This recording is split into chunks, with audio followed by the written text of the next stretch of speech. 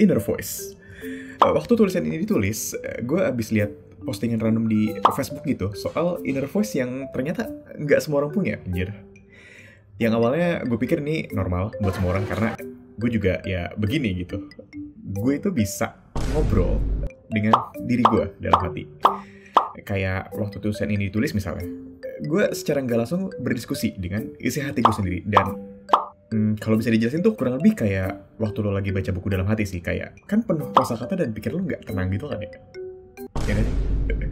Dan gue cukup kaget juga gitu waktu lihat kolom komen postingan tersebut karena ternyata ya hal ini nggak terjadi ke semua orang. Tapi apa sih sebenarnya inner voice itu? Mungkin buat sebagian orang ini bakal kedengeran agak gila ya. Tapi sebenarnya ini cukup normal kok.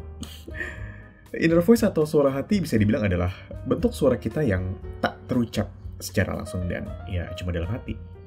Kayak apa tuh bang? Kurang lebih rasanya tuh kayak waktu lo lagi baca buku dalam hati sih. Nah, kayak pasti ada kayak suaranya gitu kan di kepala lo gitu. Dan ya intinya bakal ada kayak diskusi gitulah secara nggak langsung sama diri lo sendiri. Tapi ya cuma nanti dalam hati lo aja gitu. Jir, ini beneran kedengeran gila ya. But anyway, mungkin contoh lain yang lebih masuk akal itu waktu lo overthinking soal sesuatu. Atau misalnya kayak waktu lo lagi latihan wawancara gitu. Kan akan ada sesi tanya jawab ya di kepala lo. Nah, kurang lebih gitu sebenarnya rasanya. Setiap hal yang lo pikirkan dan rasakan di kepala lo ya sebenarnya cuma ada di kepala lo aja gitu.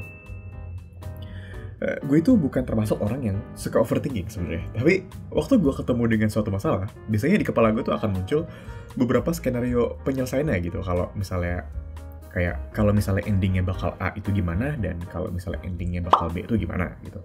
Kecuali gue ketemu sebuah masalah yang melibatkan seseorang secara nggak langsung dan situasinya ya misalnya nggak bisa gue langsung selesaikan gitu sama orang yang bersangkutan.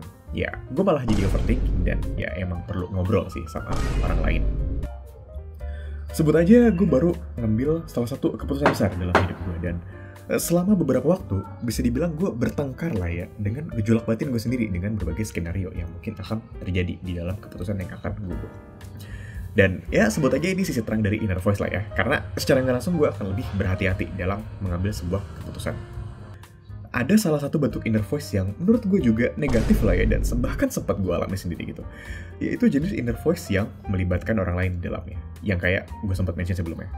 Kenapa negatif? Kalau di konteks sebelumnya yang gue membuat suatu keputusan besar itu, setiap skenario yang mungkin akan terjadi entah berhasilnya atau gagalnya keputusan gue, itu ya sepenuhnya akan berada di tangan gue gitu. Dan selama gue bisa terima semua output yang mungkin akan terjadi, dan ya semuanya bakal baik-baik aja sih. Tapi kenapa kalau suatu masalah yang melibatkan orang lain dan lo hanya membicarakannya di dalam kepala lo itu gak sehat?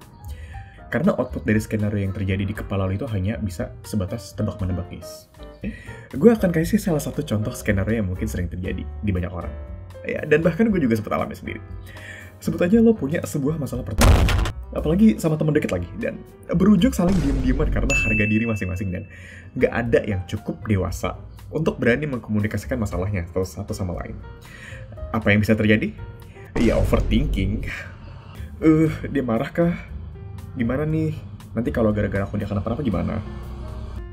Nah, inilah bentuk inner voice atau bentuk suara hati yang tidak sehat.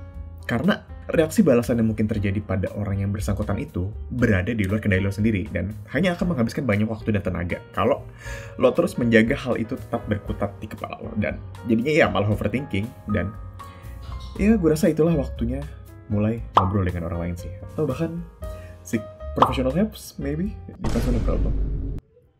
Dan ya karena alasan ini juga sih ada psikiater yang cuma khusus menangani masalah pernikahan, if you know what I mean. Dan jadi apa lo juga punya inner voice atau suara hati? Atau kakak suka overthinking? Bisa komen di bawah.